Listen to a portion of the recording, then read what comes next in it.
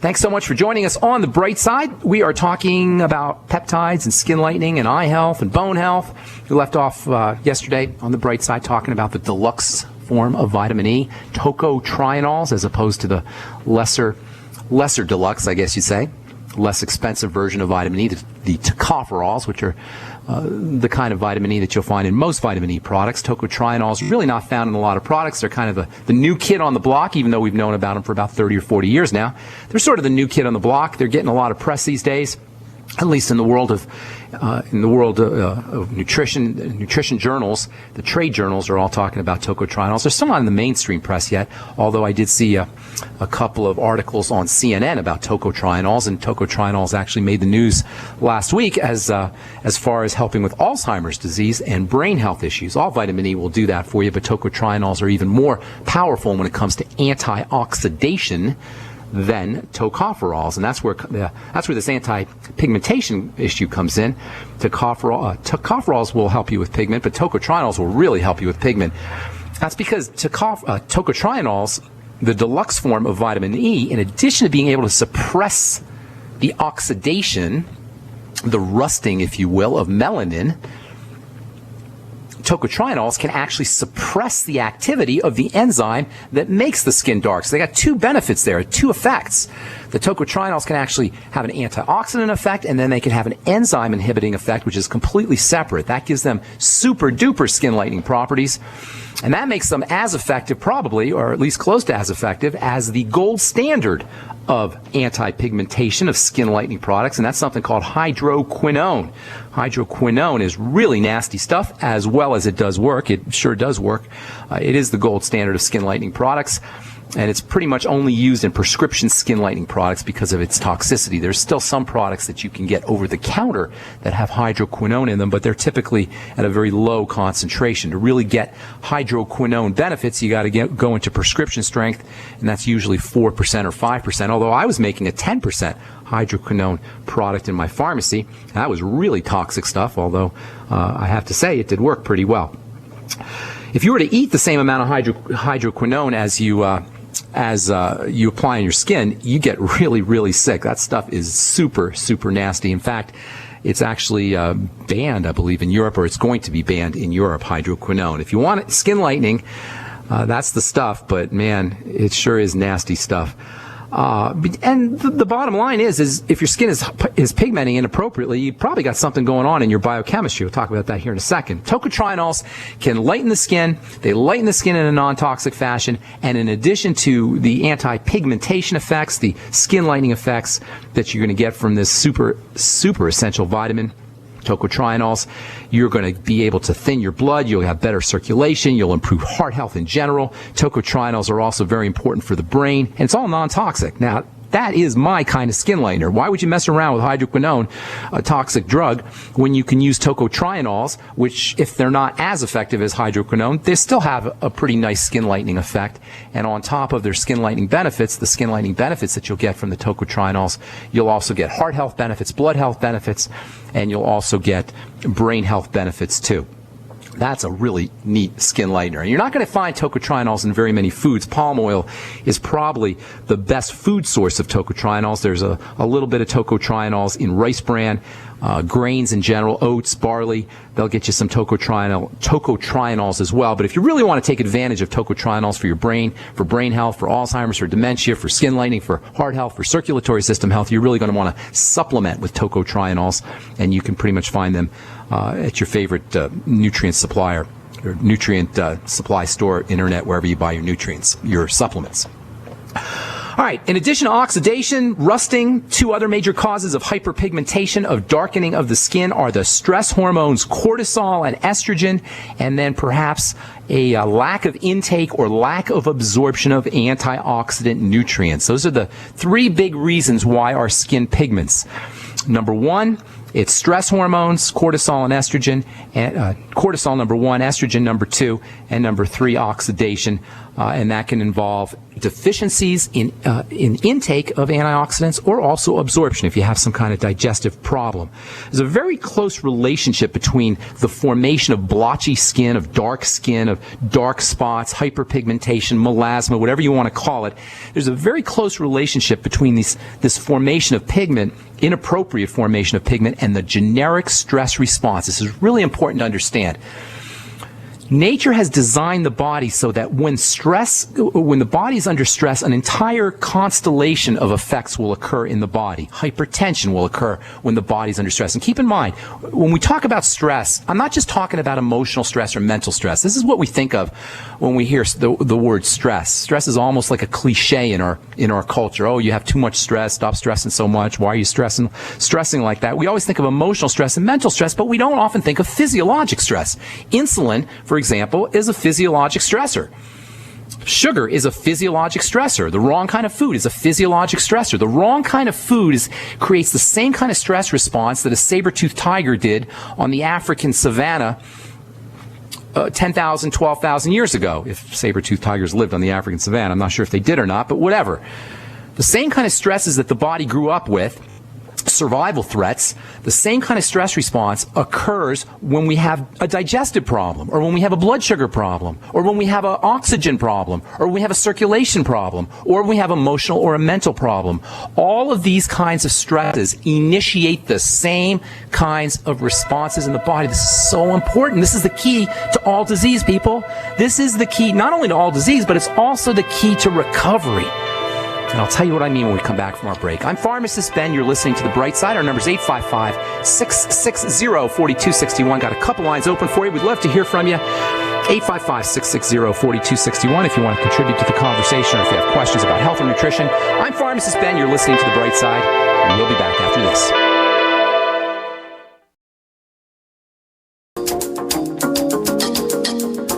All right, we are back on The Bright Side. I am Pharmacist Ben. Thank you for being here, friends. We're here 8 to 9 Pacific, 10 to 11 Central, and 24/7 on our website, archive at brightsideben.com. If you miss a program, or you want to review a program, or you want to direct anybody to a program, you can head over to brightsideben.com, or you can also check out benfuchsarchives.com. Peter in the UK set that up for us, and that has a search engine if you want to look anything up that you're interested in, or you want to point somebody to a specific topic, you can head over to benfuchsarchives.com and check out the search engine with all the shows archived. Okay, let's see. If you're in Austin, I'm going to be doing a talk at Brave New Books on the 23rd of January, and if you're in Wichita Falls, I'll be doing a talk for Bob and Judy Bell. In Wichita Falls, love to see you out there. I know we got a lot of listeners in Texas, and I'd love to say hi to you in person. We'll be talking about the longevity products. We'll be talking about health, nutrition, prescription drugs. I'll get to talk about some of the philosophical ideas about the bright side that I don't get to address often on the program, the philosophical ideas about how you take care of your body, because the bright side really is a philosophy. It's a way of life. It's not just about take this pill or take that pill or take this vitamin or that vitamin or this nutritional supplement or that nutritional supplement. It's more like a philosophical idea, concept. The bright side is a concept about how we can live our lives effectively and powerfully, and how we can reverse, indeed take advantage of the healing and regenerating and renewing powers of the human body. We'll be talking about that next Saturday in Wichita Falls, and on the 23rd of January in Austin at Brave New Books. All right.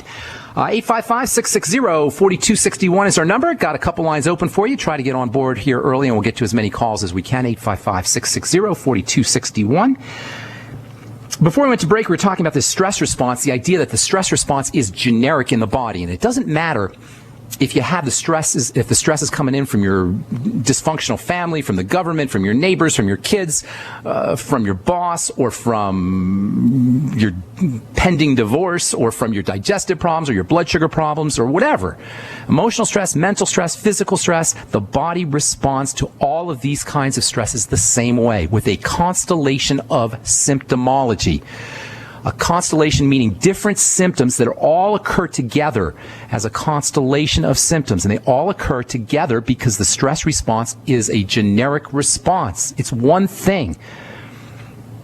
The stress response includes high blood pressure. It includes coagulating, clotting, sticky blood. It includes anxiety and jitteriness. It includes insomnia. It includes immune problems, immune suppression or a hyperactive immune system. It includes fluid retention. It includes fibroids and cyst formation. It includes improper cell growth and improper cell division. It includes inflammation. It includes accelerated aging, and it includes pigmentation. Everything that goes wrong, people, in the body. Everything that we call a degenerative disease is a manifestation of the stress response. This is so important because it's where our power lies. You're not going to hear this from your doctor. In fact, the medical model promotes remedies, promotes treatments, promotes cures, if you will. They're not cures, but treatments that actually further burden the body. This is the utter stupidity of the medical model in a nutshell. The way it treats these diseases, so-called degenerative diseases that are a manifestation of the stress response, is by putting more stress on the body. Certainly shutting down the symptom so we don't have to see it's there, but further burdening the body. There's no way to know how many people die early deaths because of prescription drugs. There's no testing for it. We can only assume because these things are poisons. They deplete the body's detoxification chemicals. They deplete the body's nutrients. They deplete the body of antioxidants. They deplete the body of glutathione. They deplete the body of B vitamins. They deplete the body of sulfur. They burden the liver. This is all the remedies. This is all the things your doctor's doing. This is all the things the medical model is doing to supposedly take care of the problem. I talked to a gal this morning. Her dad had a heart problem, a stroke, I believe it was.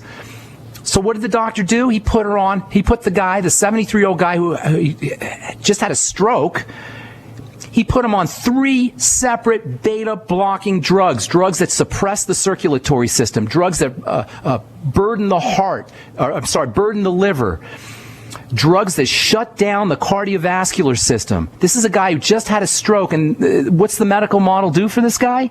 They put him on drugs, nasty drugs, beta-blocking drugs, blood-thinning drugs that further stress out the body. And this is the problem with how we deal with health.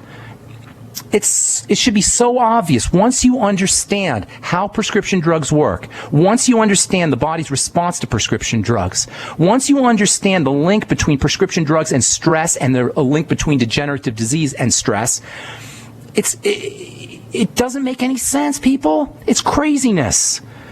Pigmentation is a classic example of the stress response. Hyperpigmentation, inappropriate pigmentation, blotchy skin. That means that if you have blotchy skin, you've got some kind of burden on the body. And yes, you can use hydroquinone, you can use topical remedies, and I'll tell you a few topical things that you can do, but it doesn't take care of the burden that is going on in the body, the stressor that's going on in the body. When you're dealing with an emotional, mental, or physiologic stress, blood sugar stress, digestive stress, whatever kind of stress, any of the generic stress response symptoms are possible. High blood pressure is possible. Blood clotting is possible. Insomnia and anxiety and jitteriness and depression are possible. Fluid retention, fibroids are possible. Certainly wrinkles and accelerated aging and thinning skin are possible. In fact, likely when you are dealing with some kind of stress response.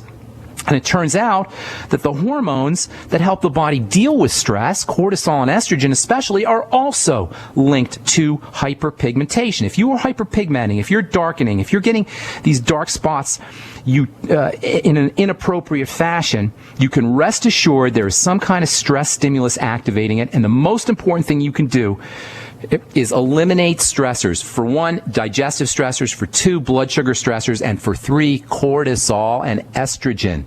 What do you do for cortisol? What do you do to reduce cortisol? Well, the first thing is stabilize your blood sugar. In fact, the number one reason why we have elevated stress hormone cortisol, the number one cause is changes in blood sugar, hypoglycemia, dysfunctional blood sugar, or dysglycemia, messed up blood sugar. Dysglycemia just means messed up blood sugar. It's the biggest culprit when it comes to jacked up cortisol. And when your cortisol's jacked up, everything falls apart. Everything. A little bit of cortisol, by the way, will actually put you in a good mood. A little bit of cortisol is a good thing. But when cortisol stays high, as in when cortisol is chronically elevated, when it stays high, and this is what's happening to most of us as we get older, our cortisol levels rise. It's part of our aging process. It doesn't have to be, but it is. The number one reason is dysglycemia, hypoglycemia, low blood sugar, messed up blood sugar. What do? More protein, less refined flours, and stay away from insulin spiking foods, cereals and fruit juices and pastas and breads and refined products of all kinds. And then use blood sugar stabilizing nutrients, vitamins B1, B3. Get on the Beyond Tangy Tangerine. It's one of the most powerful blood sugar stabilizing supplements you can ever take. Folks, if you have diabetes or any kind of blood sugar issues and you're not on that Beyond Tangy Tangerine, what are you waiting for? What are you waiting for? It's crazy, folks. It's $50 a canister. Taurine, amazing for lowering, stabilizing blood sugar. Saturated fats stabilize blood sugar. Protein and saturated fats, butter or coconut oil should be part of all of your meals if you've got blood sugar issues, in addition to the B vitamins, in addition to the micronutrients, in addition to the sweeties, the chromium, vanadium, and magnesium. All of these are wonderful ways to stabilize blood sugar and help you out with your cortisol and pigmentation as well. I'm Pharmacist Ben. You're listening to The Bright Side. We'll be back right after this.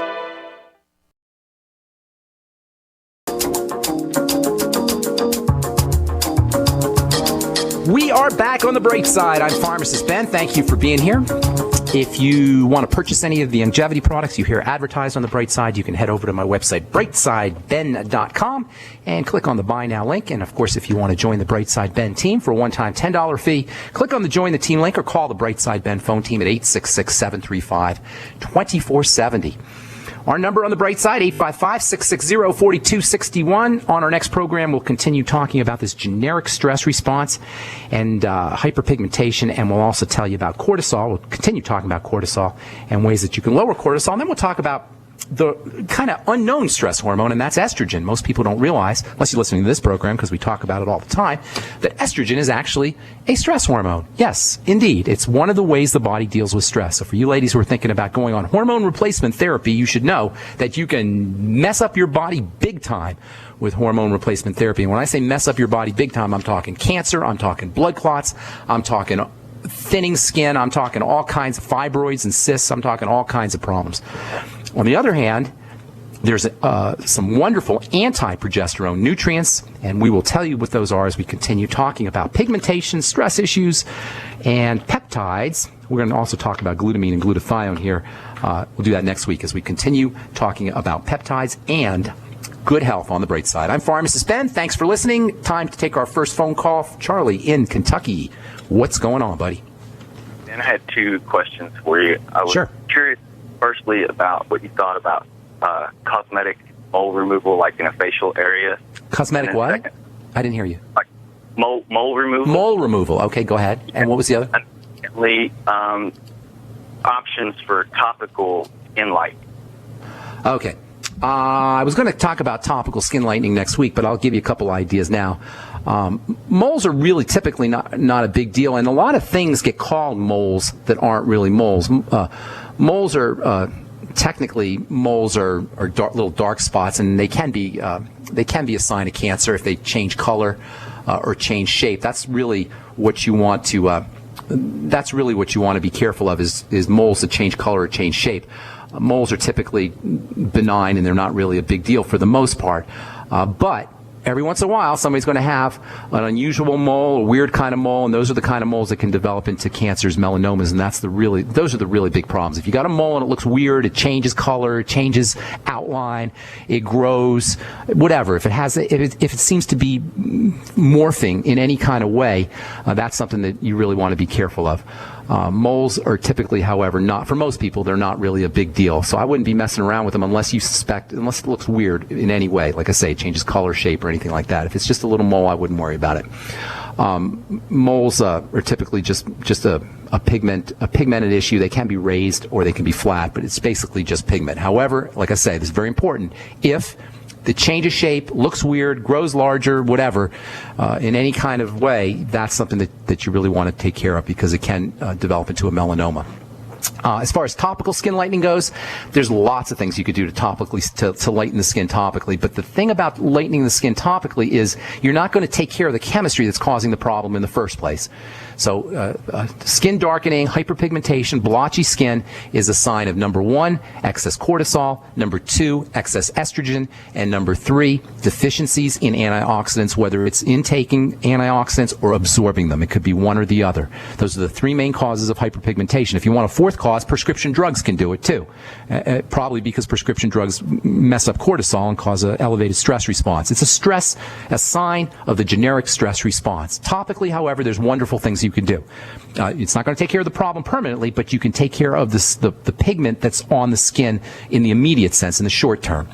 Number 1, hydroquinone. That's the gold standard, toxic as it may be. And you need a prescription for the good stuff. Look for 4%. If you really want to take care of it, look for 10%. You'll have to have a compounding pharmacist make that for you. My favorite way to topically address hyperpigmentation or blotchy skin is to speed up the movement of cells, the desquamation of cells, that is the flopping off of cells. Skin cells rise from the bottom to the top. You got skin is made up of layers, and the bottom layer is where skin cells are born, and those skin cells rise up to the top. This whole process is super important. You know, when we look at our skin, it doesn't look like anything's happening, but really there's a lot happening. If you zoom into your skin with your magnification vision and just in your imagination, zoom into your skin, you will see an entire universe of activity.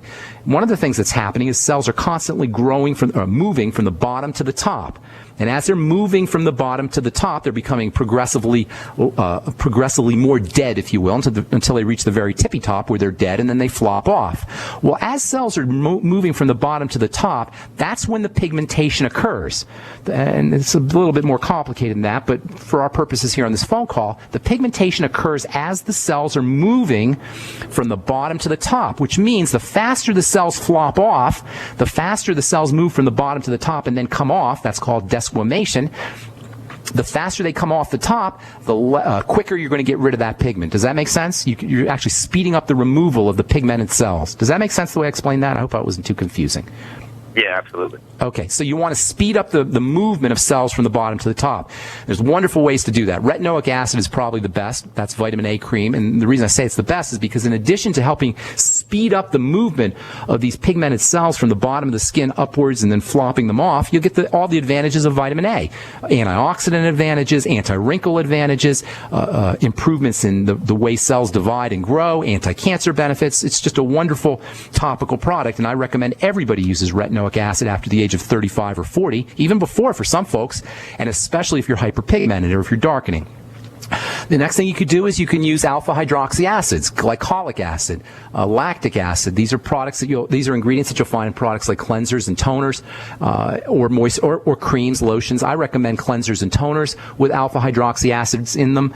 Alpha hydroxy acids can help speed up the removal of the cells the same way that retinoic acid does. So those are the 3 best ways, in my opinion, to get rid of pigmentation topically. Hydroquinone, although that is toxic, retinoic acid, non-toxic and very effective, and alpha hydroxy acids, number 3. Now, there's all kinds of skin lightening chemicals, topical skin lightening chemicals that you could use. Kojic acid, vitamin C, licorice extract, mulberry root extract, niacin. All of these can have some skin lightening benefits, but they're not as effective as exfoliating or helping those dead skin cells flop off. That is really the best strategy, in my opinion, for helping lighten the skin. Does that help you? Yeah, and the retinoic acid, what percent cream? The retinoic acid is a prescription. It's available in various strengths. The weakest strength is 0.025%. That's 0.125%, or I suppose a 40th of a percent. 0.025. That's the weakest. The strongest is 0.1%, which is 0.1%. Now, if you find a compounding pharmacist, you can have a compounding pharmacist make extra strength retinoic acid, which I personally recommend.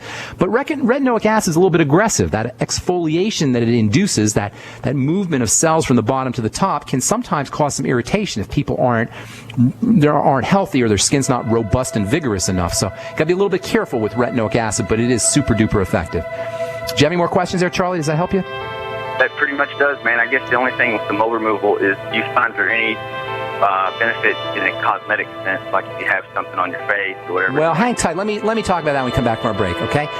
Rose and Jeff, hang on. We'll get to both you guys when we come back. We do have a line open for you. 855-660-4261 is our number. I'm Pharmacist Ben. We'll be back after this. The bad boy Broadcasting. Mancow has found a new home. The Genesis Communications Network. GCN.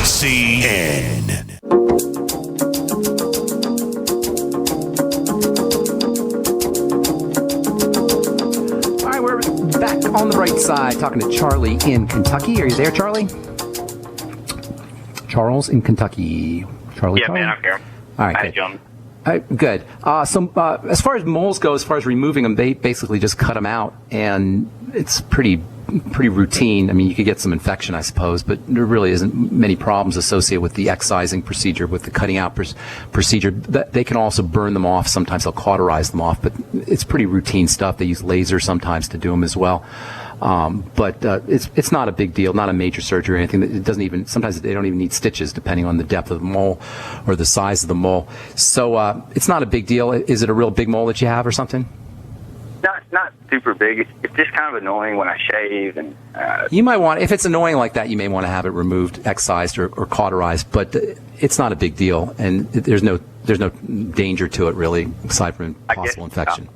I wonder, is there going to be scarring that would be less tight? Make sure you get some fat-soluble vitamin, depending on how deep the mole is and how deep they have to go in the excising procedure. You may or may not have an issue with scarring. The best thing to do to prevent scarring is to make sure you're loading up on vitamin C beforehand, and make sure you're using topical fat-soluble vitamin C on the area that they're going to be cutting for maybe a week or two before and then a week or two after. You might want to throw in some retinoic acid. That can also help prevent scarring before surgery. This is true about any surgeries, by the way. Topical vitamin C and topical vitamin A can both improve the healing prognosis of any kind of surgical cut and help prevent scarring as well. And digestive enzymes, believe it or not, can do it too. Taking digestive enzymes a couple weeks before surgery and then all the way to a couple weeks after surgery can actually speed up the healing time of any surgical procedure. Okay? Thank you very much, Ben. Thanks, Charlie. Thanks, buddy. Have a beautiful day, man. All right, Rose in the U.S. of A. What's up, Rose? How you doing? Hi there, Ben. Thank you for your kindness. We always love you, and we're learning constantly with you. Thank you. I appreciate that. We appreciate you, as you cannot imagine, and we remember you. You know Thank how. you so much. Oh, amen. What's going on? I have a question. You know that I had a total gastrectomy. Okay. And I heard you saying the other day, I know the gel caps are good. Now, the other caps that are not gel, in a case like me, can I digest something like that? You have no stomach? Yeah. None at all? Nothing left? I have a pouch. That's how I can live. You shouldn't have a problem with it. You're not going to, the gel, the benefits of the gel contains, gelatin is actually just collagen, and collagen is 3 amino acids. And gelatin and collagen and those amino acids are very important for rebuilding the intestinal lining. I don't know, you do need to have stomach acid to break those up, and I'm not sure that that's going to be easy for you to do without a stomach. Yeah. I don't have an answer for that, although I would suspect you're going to have a problem and you're not going to get the benefits. What you might want to do is liquid gelatin. Liquefy your gelatin first. Instead of using the gel caps, you may want to go get some liquid gelatin and stir it up in water and drink it once a day. Gelatin is amazing stuff. It's an animal product. If you're vegan or vegetarian, once again, you're going to find that you're not. I do both. You understand? I do. Sometimes I eat less. I don't eat a lot of meat, but I like chicken. I'm doing these liquid gelatin, Rose. Get yourself some Knox Knox gelatin powder and make liquid gelatin and drink it before it sets up. Now, I have another question. Sure. I called somebody and I sounded like an imbecile. That's an old word. Okay. It's not that, I have anatomy and physiology and other science knowledge. Okay. And what I'm learning with you, I'm just becoming smarter, I guess. Okay, that's good. I like that. But this, I made a comment that was foolish. I asked her about hepatitis too because I heard the other day this guest, and he had a caller that advised him to take a vaccine for hepatitis too, and I said, that doesn't sound well.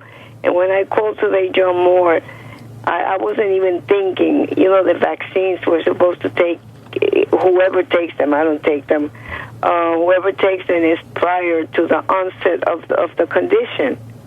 And what's your opinion in other words, about that? It's a preventative deal is what you're saying? No, the person, the